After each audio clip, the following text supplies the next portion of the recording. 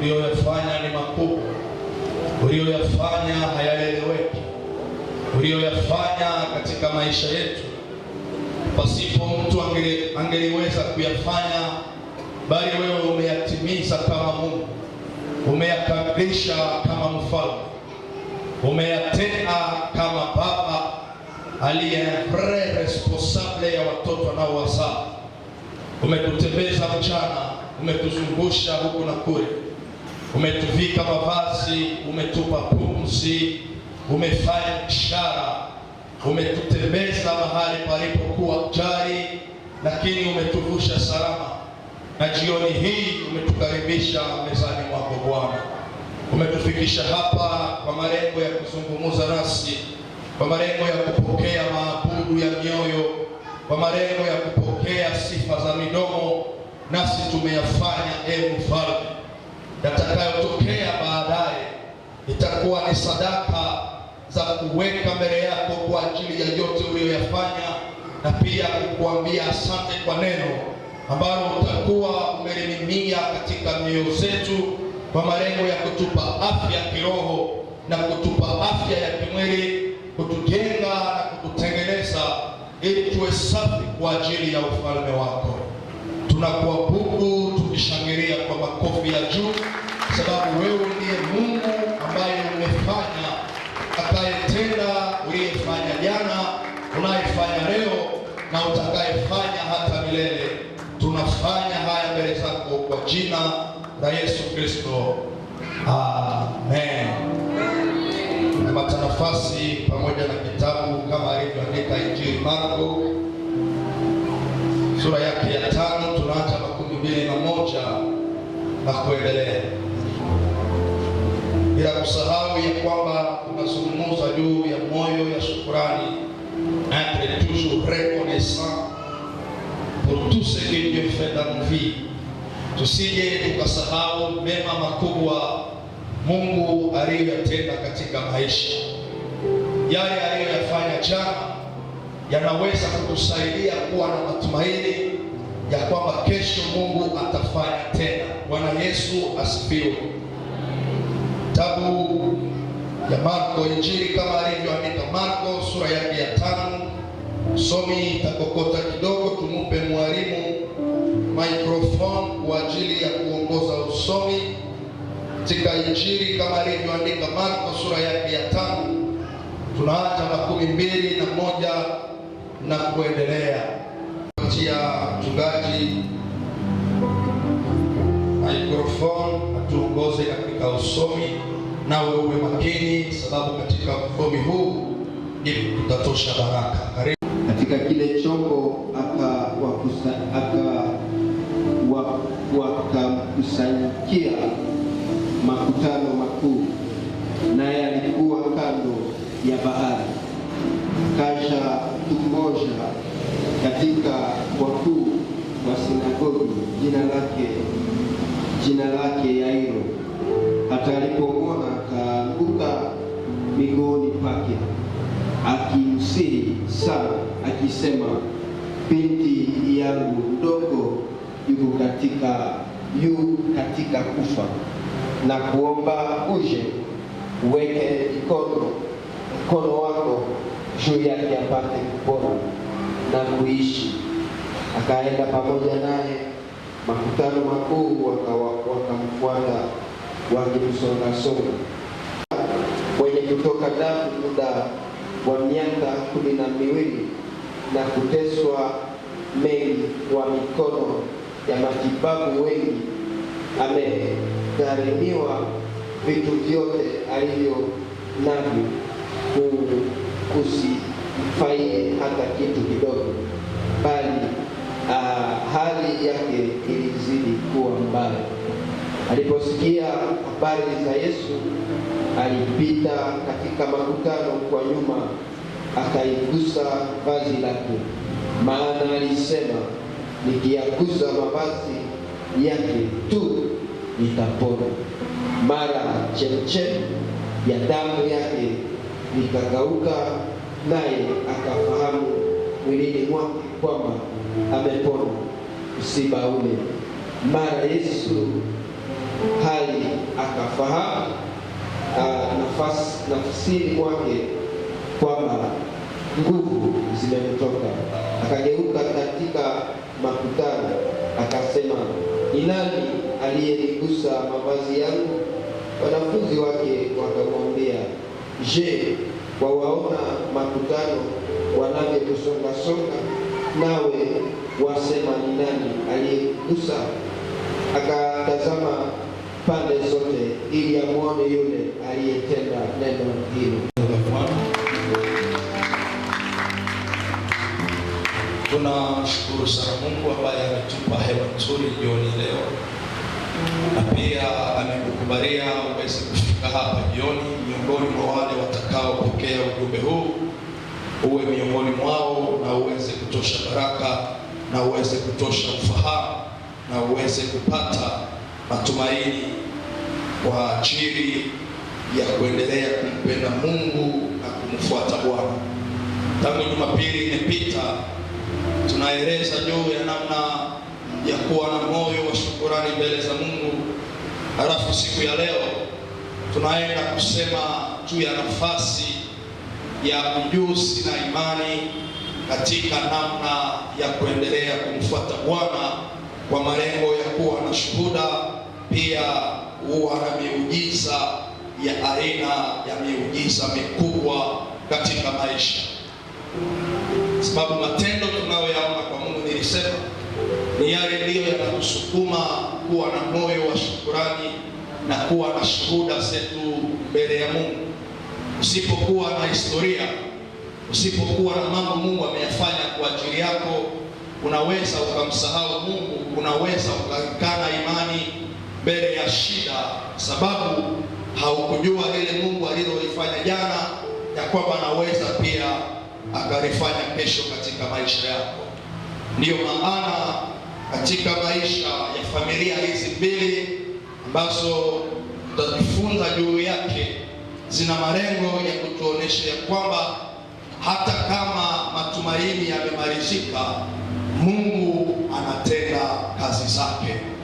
Hata kama matumaini yamekufa, bado Mungu anafanya kazi zake katika maisha yako. Amen. Tumeanza mashairi inatuonesha Yesu akishuka ndani ya mtumbu, ndani ya meli kwa ajili ya kuendelesha safari zake za nchini.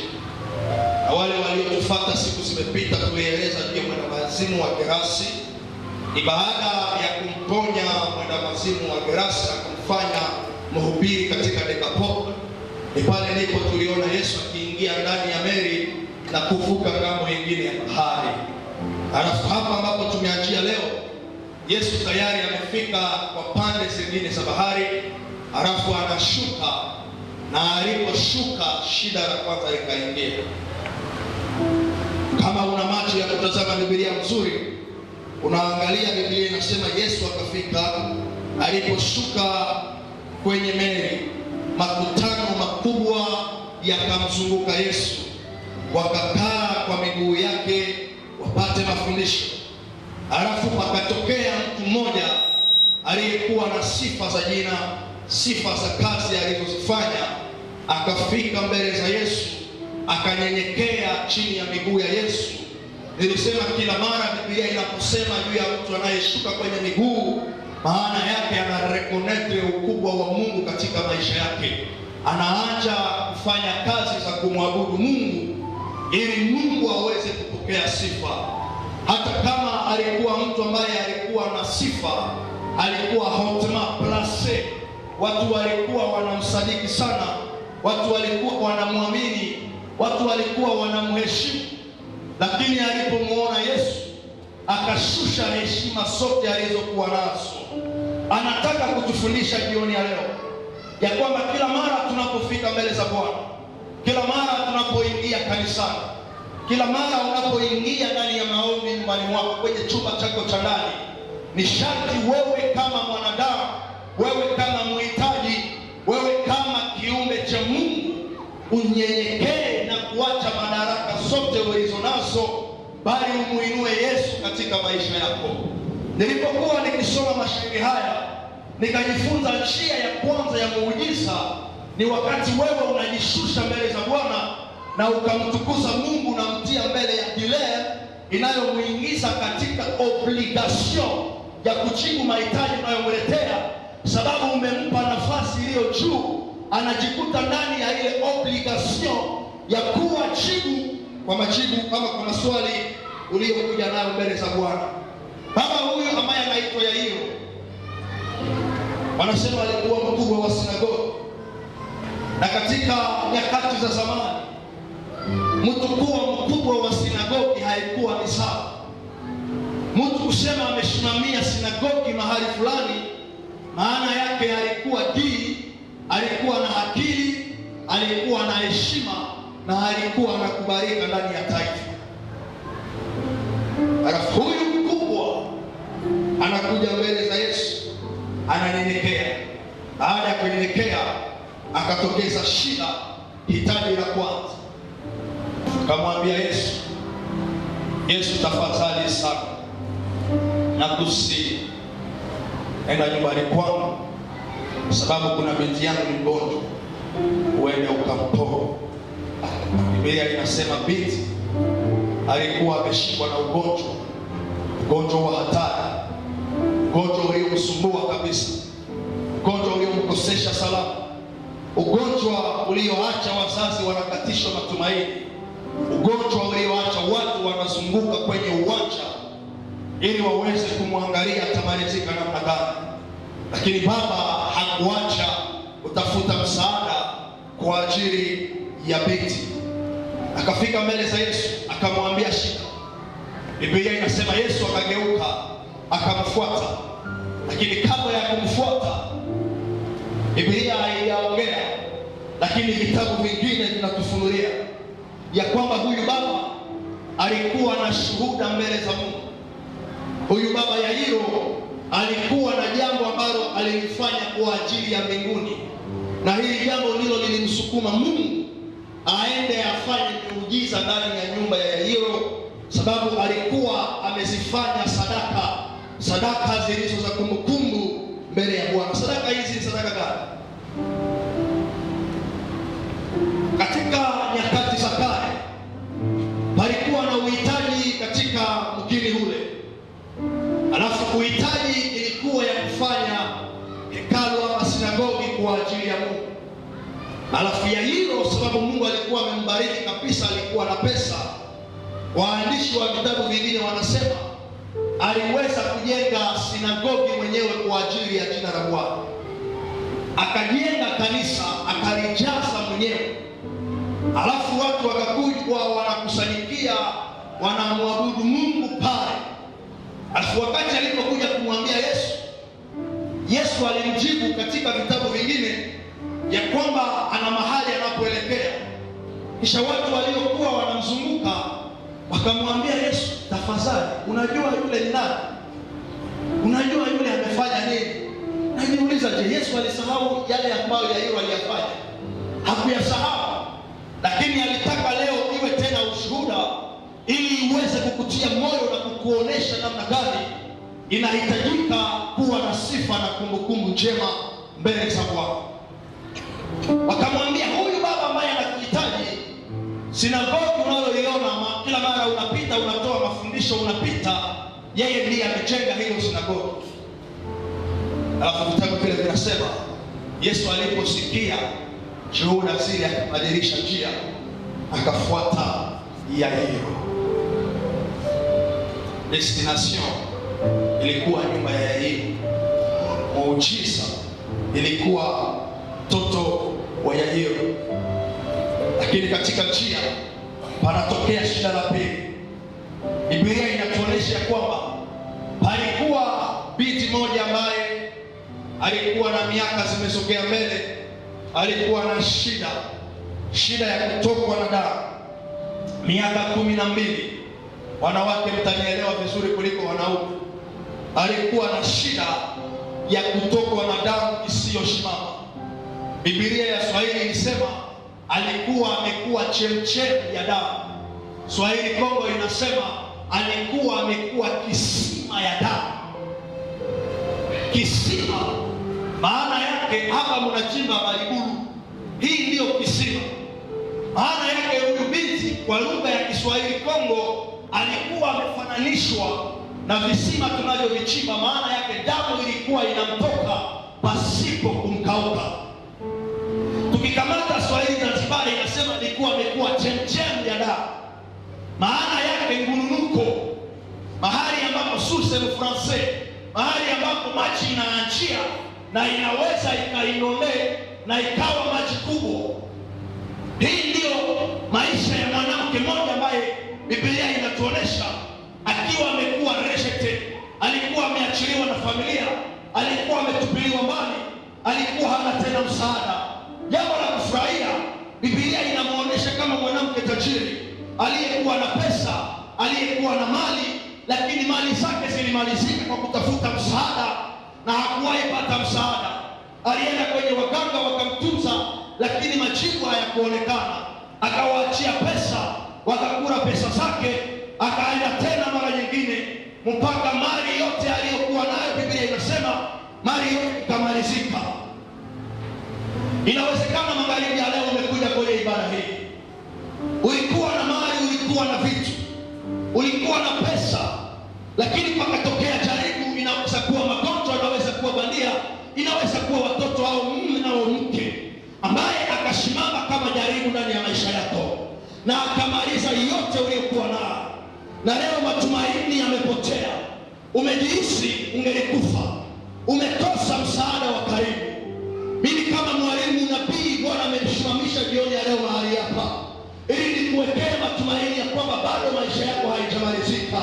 Panapo mtetezi anayekuwa na uwezo wa kukutetea, pana Bwana aliye na uwezo wa kumaliza shida ya maisha yako. Pana mtu ambaye anaitwa Yesu ambaye anaweza kukupangusa machozi unayoyalia. Pana mtu ambaye anaitwa Yesu ambaye anaweza kuja akatuliza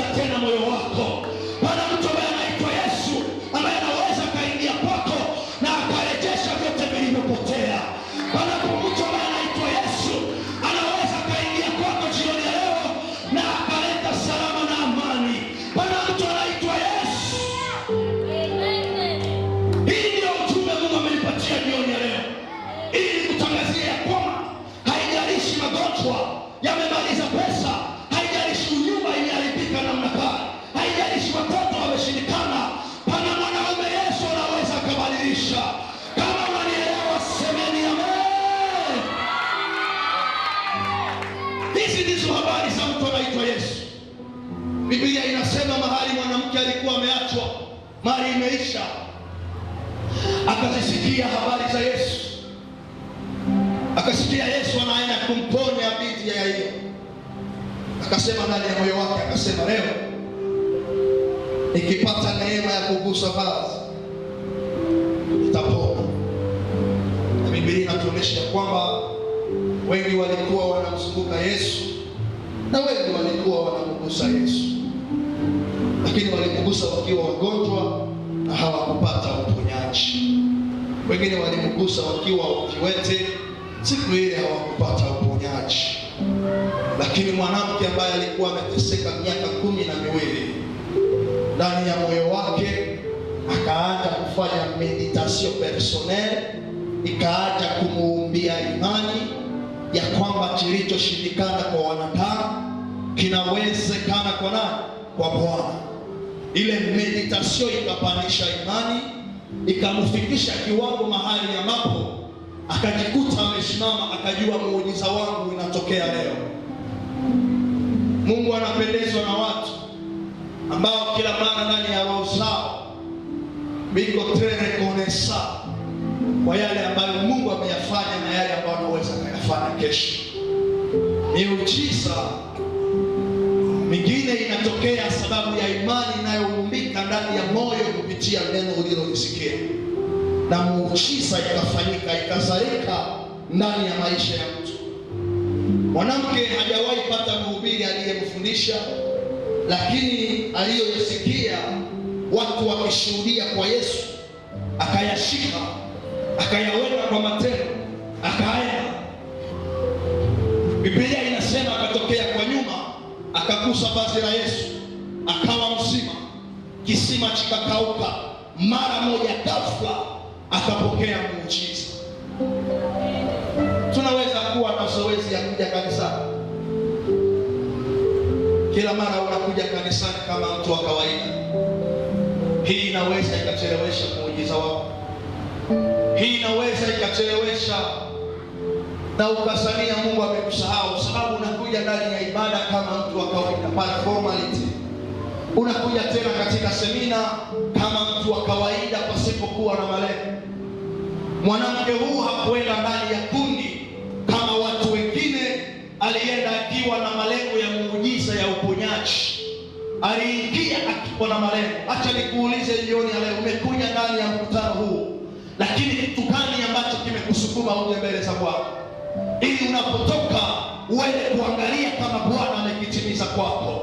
Kitu gani ambacho kimekutosha nyumbani na ukasema leo jioni sitakosa kwenye ibada? Nitakapofika kwenye ibada ninaamini Bwana atagusa hitaji langu. Kitu gani ambacho kimekusimamisha nawe umekuja hapa jioni ya leo ili baada ya ibada uweze kufanya evaluation, uone kama Mungu amekutembelea magharibi ya leo? Siwe kila mara na zoezi ya kuja ndani ya ibada pasipokuwa na kusudi, pasipokuwa na objective ambayo unangojea Mungu aifanye. Kuja umwabudu Mungu, kuja umtukuze Mungu, lakini pia nyakati zingine uje umwambie Mungu, leo ninakuja, ninataka nikitoka hii mkuu ambayo inanisumbua kila mara ibakie ndani ya ibada. Watu kama na hao tunawahitaji kwenye kusanyiko, ili miujiza izidishwe, ili shuhuda za Bwana zionekane. Watu wanaokuja wanasema, nimekuja niko na kasa, nimekuja niko na diabetes, lakini leo imani inaniambia diabetes yangu itabakia ndani ya ibada. Watu wa aina hii ndio tunawahitaji, watu wanaotia Mungu anepewe, wanasema Bwana, leo ninaenda bila kazi, nitarudi na muujiza wa kazi. Watu wa aina hii ndio tunawahitaji, watu wanaokuwa kama mwanamke huu, anaingia ndani ya kundi akiwa na malengo na kusudi. Anasema ninaenda niguse vazi, na nitakapogusa vazi nitapokea muujiza.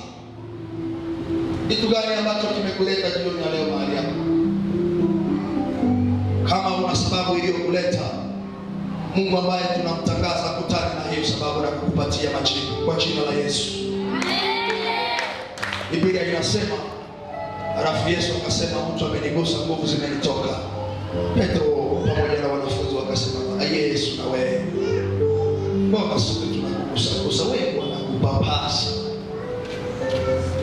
Imani ina uwezo ya kupita ndani ya taifa na ikamgusa Mungu mahali alipo, na Mungu akasikia kuna mtu ambaye anahitaji. Umekuja na imani kani magharibi ya leo? Imani yako inaweza ikapita kwa hii manjanja, inaweza ikapese na ikamsumbua Mungu mahali alipo. Na akasema katika ibada ya jioni ya leo, pana binti moja amekuja na imani tofauti.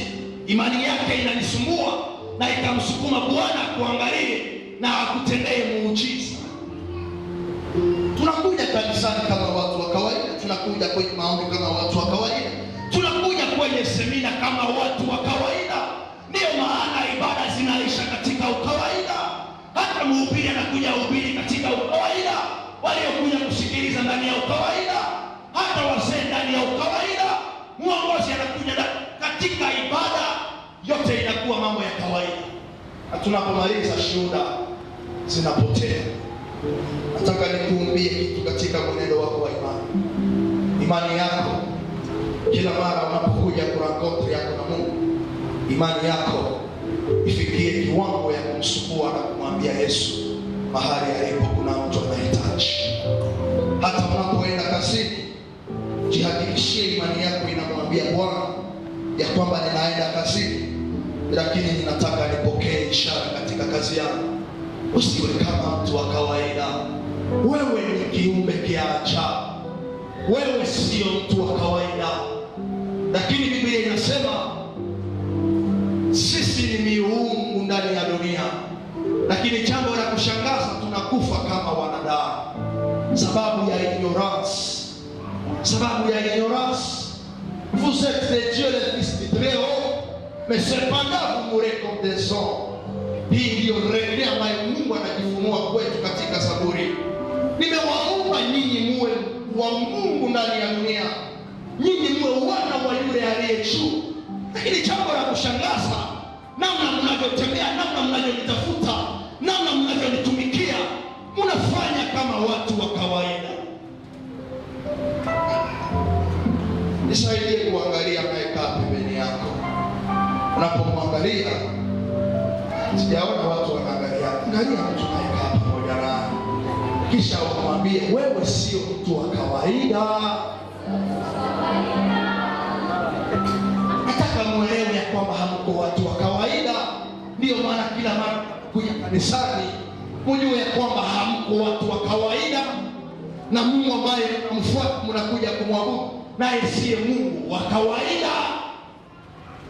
Hii ndiyo ilitokeza muujiza ya huyu binti ambaye alikuwa amesumbuliwa miaka na madaktari hawakuweza kumsaidia, lakini imani yake mbele za Yesu, sababu Yesu alipogundua ni yeye, alipotetemeka, Yesu akamwambia, mwanangu, usiwe na woga, imani yako imekuponya.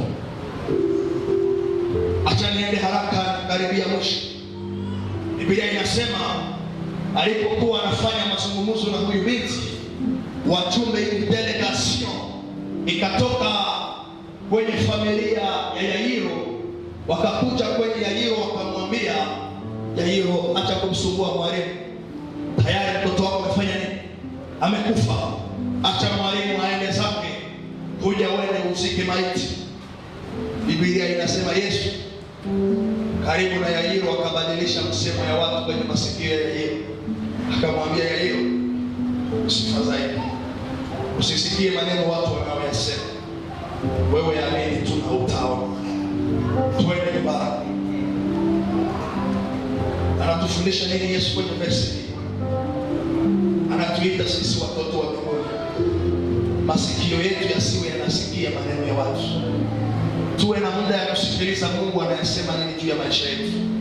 Hapa kuna watu tunasikilizaka maneno ya watu kuliko yale ambayo Mungu anayatamka juu ya maisha yetu. Kila mara una nyakati ya kupatia watu masaa 3, masaa 8, masaa 10 ukisikiliza maneno dhaifu wanayoyasema juu ya maisha yako. Na ndiyo maana umekatishwa tamaa, na ndiyo maana umekatishwa matumaini, na ndiyo maana umejikuta hauwezi kufanya tena kitu katika maisha, sababu umekuwa na muda ya kuwapatia watu masikio kuliko kupatia Mungu masikio, yeye ambaye hawezi kukudekuraje, bali anakuambia maneno yanayokutia nguvu, maneno yanayokupatia matumaini, maneno yanayokuambia kesho kutakucha. Wewe umechagua kuwasikiliza watu ambao wanasema watu wa aina yako hawaolewake, watu wa aina yako hawaendeleake, watu wa aina ya familia zenu hawana lolote la kufanya. Hao ndio umechagua kuwasikia, bahali uchague kumsikiliza Bwana, yeye aliye na maneno ya matumaini, yeye anayejua wapi anakuelekeza, yeye anayejua wapi anakuchukua, yeye anayejua maisha yako ni Bwana. Ndiyo maana nasema ya hilo usisikilize watu, mimi ndiye ninajua nitakachokifanya. Amen. Biblia inasema akaambia Yairo twende. Akaambia Yairo twende. Wakaanza enda, mataifa yote wakamfuata. Wakasema twende kuasiste kumuujiza, twende kuona jinsi Yesu atapemuka. Wengine walifuata Yesu wakijua hataweza kumfufua aliyekufa. Na wale waliomwambia Yairo mtoto amekufa, nao wakamfuata tena ili waende waangalie kitu gani kitakachotokea. Yesu akaenda pamoja na Yairo. Biblia inasema wakafika kwenye pansel, ikiwa watu wanalia sana, wakuzimia wamezimia, watu wanalialia, wanasema maneno ambayo wanaweza kuyasema. Halafu Yesu akafika. Inavuka haraka, Biblia inasema akawatosha watu ndani, akabaki ndani yeye pamoja na wazazi wa mtoto. Kisha akaangalia mwanamke, kabinti kagusa, kalikuwa kamelala. Watu kwa macho yao waliona amekufa, lakini Yesu kwa macho yake aliona analala. C'est tellement très facile kulamusha mtu ambaye analala. Hata na huyu mtoto anaweza kulamusha mtu ambaye analala. Nataka tujifunze juu ya imani na mtazamo wa Yesu, ambayo inatufundisha kitu moja magharibi ya leo. Watu wanaona binti amekufa, wengine walikuwa wameenda maziko kuenda kutafuta kaburi, walikuwa wameenda makaburini kutabua shimo, wengine walikuwa wameenda kwenye mabutike kutafuta mchele ya kukula, wengine walikuwa wameenda kutafuta sanduku atakapowekwa. Watu wanajua kufanya mambo kama na yale. Lakini Yesu alipokuja hakuenda kaburini, hakuenda tafuta serikali, hakuenda tafuta nyama ya kukula mkilio, akarejesha uzima ndani ya mtoto. Yesu hawezi fika kwa maisha yako kisha afanye yenye wengine watu wanafanya. Huyu haiko Mungu. Huyu haiko Mungu. Yesu akakuja anafanya yenye wengine wanakufanyizia, haiko Mungu. Inabidi Yesu akiingia ndani ya maisha yako afanye tukizo litakalo mbadilisha yeye na watu katika maisha yako. Watu wanaona mtoto amekufa. Jana na juzi niliwaambia juu ya kuwa na macho yaliyo tofauti. Macho ya Yesu haikuona maiti, macho ya Yesu iliona mtoto anayelala. Unaweza kuwa umezania hali yako fulani imefika kusome ya kwamba haiwezi kubadilika. Ni mtazamo wa kianadamu ndio inakuonesha kama ile shida haiwezi kumalizika. Lakini nakuambia ya kwamba Mungu anavyoona shida yako ni kwamba ni shida ndogo sana na haiwezi kumshinda Mungu. Matatizo yanayokukumba, kama unaye matatizo, Mungu anapoyatazama hayaone kama makubwa, hayaona madogo sana, sababu ana mamlaka ya kuimarisha, ana mamlaka ya kubadilisha historia ya maisha yako. Biblia inasema, nikimalizia, ya kwamba Yesu akamshika mkono mtoto na akamwambia amka, na mara moja mtoto akafanya nini? Akaamka. Acha nikuulize, wale ambao walikuwa wameenda kamata serikali waliongeza ifikisha kwa parcel. Tuulizane watoto wa Mungu. Unajua Mungu anaweza kukombesha watu wenye walikuwa wanatafuta kuangamiza maisha yako ama kupoteza historia yako, akawaombesha kwa dakika kutokeo la muujiza moja tu. Wale waliokuwa wakurashe wakuchimba kaburi, kazi ikaisha, wakahoma, wakakuwa sametie. Wale waliokuwa wameenda uza gereza wakawaambia, tafadhali acheni gereza. Wale waliokuwa tayari kujikopesha nyama kwa ajili ya kula chakula wote wakasimamishwa, wakawaambia, chakula mziache. Sababu iliyowasukuma Yesu ameibadilisha. Nataka niwaambie, Yesu si mwanadamu, Yesu ni Mungu, na matendo anayoyafanya ni matendo yaliyo tofauti na matendo ya watu. Namna Yesu anavyoona maisha yako ni tofauti na kwa jinsi mimi mchungaji ninaona maisha yako. Namna Yesu anavyoangalia maisha yenu ni tofauti kwa jinsi majirani wanaangalia maisha yenu. Namna Yesu anavyoona usamani ya maisha yako ni zaidi ya macho ya mchungaji namna tunavyoona usamani wa maisha yako. Yesu anakuona wa thamani. Yesu anakuona mtu wa maana, lakini anachokingojea imani yako iwe imani iliyo tofauti, ili ajifunue ndani, ajifunue kwako, ajioneshe kwako. Anahitaji moyo wako ili ya kwamba ile capable de faire.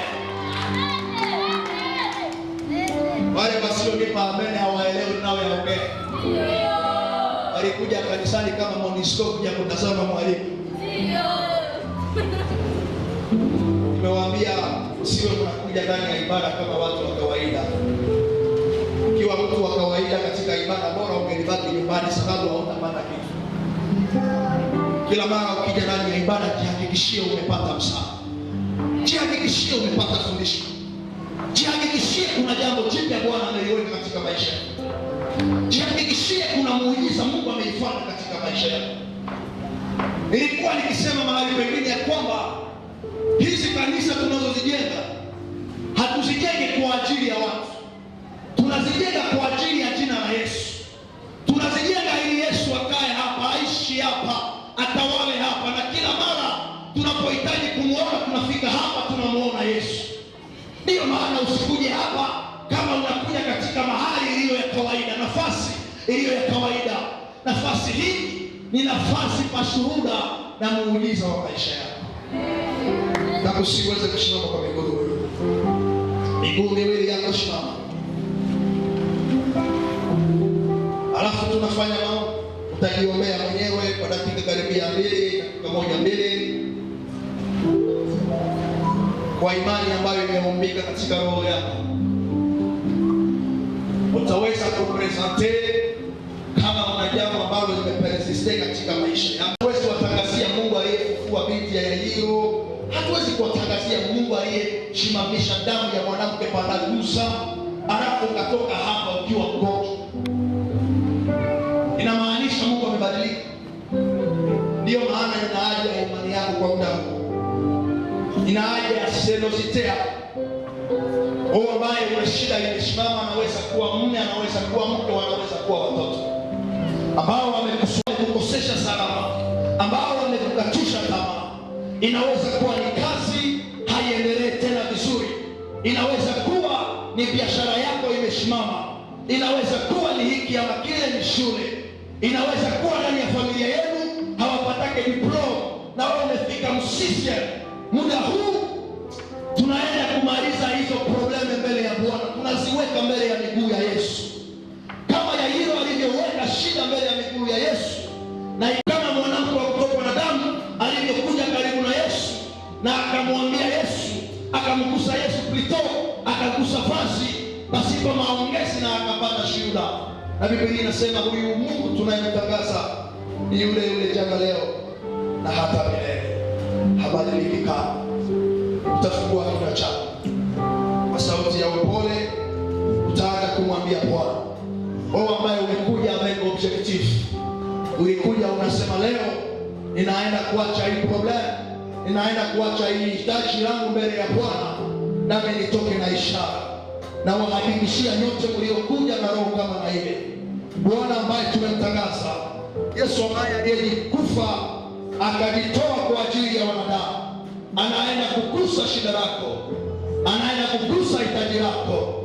Funga macho yako, inamisha kichwa, mwambie Bwana, shida hili limalizike kwa jina la Yesu. Mwambie Yesu, kwa nguvu zilizomponya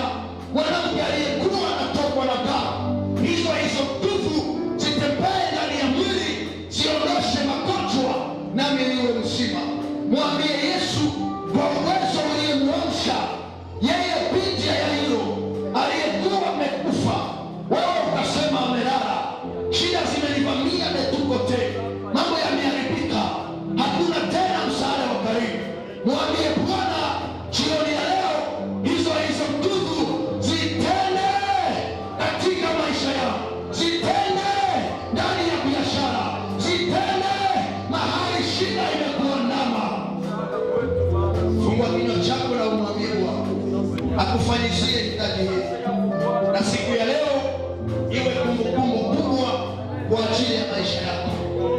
Wewe ambaye umekuja unalia, umesumbuka siku za kutosha, lakini leo umepewa neema, unakuja kumsikiliza Bwana ambaye anahitaji imani ya watu, ambaye anahitaji taratibu za watu, ambaye anaweza akabadilisha mipango, akabadilisha maisha, akarejesha uzima. Huyu Mungu ambaye tunamtangaza jioni ya leo, acha akutane na yale unayoyasema mbele yake, acha akuse, acha ajibu, acha atende mahali unapomwalika, kama ni ndani ya kazi, kama ni ndani ya imani, kama ni ndani ya familia. Bwana atende na afanye ishara.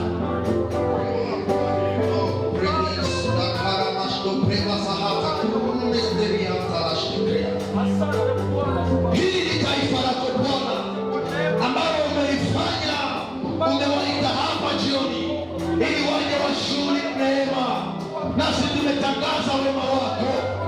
Acha wauone wema wako, acha waushuhudie wema wako. Acha Bwana waguswe na mkono wako, acha waguswe Bwana tena jioni ya leo, acha washangazwe kwa nguvu zako. Acha Bwana watendee ishara, acha Bwana waongezee imani, acha Bwana waongezee shuhuda kwa jina la Yesu. Yesu Nazareti, Yesu mwana wa Mungu, tunaliitia jina lako hapa, jina ambalo tumelipewa ili tuweze kuokolewa nalo. Acha Bwana lifanye ishara, livunje minyororo iliyowafunga wengi, livunje kamba zilizowafunga wengi, libomboe mipaka waliowekewa na watu, na badilisha maisha yao ya kiroho kama ya kimwili, mwelekeo wa maisha ya Bwana. Acha uwe tena wa sifa na heshima. Ole brika tarashterea tarashteke rimasto prima na hata kobelea. Bwana fanya mambo makubwa, Bwana gusa wagonjwa, Bwana ponya magonjwa, Bwana fanya ishara, Bwana tenda makubwa, Bwana nyosha mkono, Bwana waguse, Bwana washangaze kwa jina la Yesu. Fanya matendo makubwa, acha shuhuda zako mahali hapa Bwana. Tumekushuhudia kwa wapendwa hawa, tumekutangaza kwa nguvu jioni ya leo. Bwana simama na ufanye makubwa, Bwana simama na utende matendo yako makubwa, Bwana simama na uwe mwaminifu jioni ya leo. Nimetangaza nguvu zako za ufufuko, nimetangaza nguvu zinazoponya. Acha Bwana wayashuhudie waliokuja na matumaini, walioweka macho yao juu yako, wapokee muujiza kwa jina la Yesu. Bwana fanya jambo ishara, fanya jambo magharibi ya leo, ili wana wako tena wawe na imani ya kwamba Mungu unafanya yaliyo makubwa. Kwenye madhabahu hii ya Sebeka Kabondo tunashuhudia wema wako, watashuhudia miujiza Bwana. Kwenye madhabahu hii tumeitangaza jina lako Yesu. Acha wote waliokuja na macho yaliyo tofauti, waliokuja na malengo kwenye ibada hii, uwaguse na kuwajibu haja zao. Bwana wabariki na kuwaombea nguvu na kuwaombea salama na kuwapatia shuhuda, ni katika jina la mkombozi wetu naye ni Yesu Kristo. Amen. Bwana awatendee mema. Unajua kuna watu waliokuja na maumivu, mnaondoka pasipo maumivu. Hatuwezi kuwa tunafanya mikutano ya Injili alafu maisha yenu ibaki jinsi ilivyokuwa. Mungu tunayemtangaza ni Mungu feki ya kumbe. Hatuwezi fanya mikutano ya Injili na maisha yenu ikabaki jinsi ilivyokuwa. Hatuwezi kutangaza makubwa ya Yesu na kazi zenu zikabaki jinsi zilivyokuwa. Nataka Bwana wape mabadiliko. Nataka Bwana waongezee sifa na heshima, ili mtakapoona tukio zikitokea, Yesu tuliyemtangaza amefanya. Waliokuwa wagonjwa, waliowaacha wagonjwa nyumbani, na achilia uwezo wa Bwana juu ya manyumba zenu. Walio na wagonjwa kwenye mahospitali, na achilia ishara za uponyaji kwa jina la Yesu. Yesu, tembea kwenye mtaa huu na ufanye kazi za ukubwa.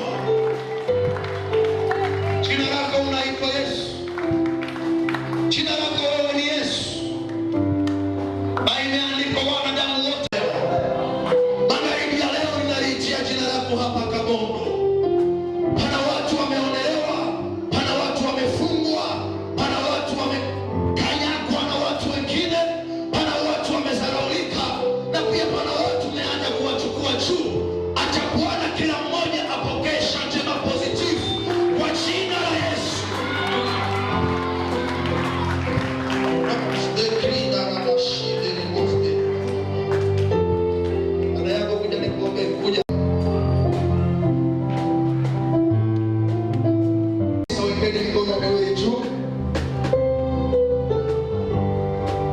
Sijui kwa nini unamweka kwenye macho yako, lakini Bwana unajua kinachoacha. Kama kuna jambo umeliandaa kwa ajili yake, alipokee kwa jina lako Yesu. Kama kuna kitu unavunja sasa kwenye maisha yake, kivunjike kwa jina la Yesu. Kama kuna kitu unafungua katika maisha yake, kifunguliwe kwa jina lako Yesu. Kama kuna tendo unabadilisha ndani mwake, libadilike kwa jina la Yesu. Uwezo na nguvu za Roho Mtakatifu na ziachilia ndani mwake, zimjaze kwa jina la Yesu. Pokea ishara na muujiza ambao Mungu ameuandaa kwa ajili yako. Amen. Mikono miwili juu, sema kwa jina la Yesu Kristo. Sema kwa sauti, kwa jina la Yesu. Jioni ya leo ninaamini kazi alizozifanya Yesu, ninaamini kazi alizozitenda Baba kwa ajili ya maisha yako, ninazipokea magharibi ya leo. Siwe mabadiliko makubwa mahali pote nitakapokwenda, zinitangulie mbele, zinistahilishe na kunifanya mtawala. Sema maisha yangu yatabadilika, hayatabaki jinsi yalivyokuwa, bali yatabadilika kwa jina la Yesu. Maisha yangu haitafanana hivi kesho. Pana tendo Bwana analolifanya, pana kitu Bwana analolifanya. Sema kwa jina la Yesu, ninaamini kazi zako utafanya tena Bwana, utatenda tena Bwana. Mikono miwili juu, sema naruhusu sasa. Sema kwa sauti, naruhusu sasa nguvu zako Roho Mtakatifu zitende kazi katika maisha yetu.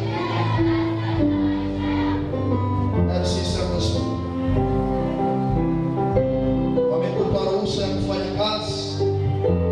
Fanya kazi, badilisha mikono yako, takasa mikono yako. Kuanzia leo watakachokigusa kitaendelea. Kuanzia leo itapokea vitu vya heshima. Uwezo na nguvu za Roho Mtakatifu ziwaguse na kufungua maisha yenu, ziwasilishie neema. Nguvu hizo za Roho Mtakatifu ziwaweke huru maisha yenu yote. Nguvu hizo za Roho Mtakatifu ziwajalie neema kwa jina la Yesu Kristo.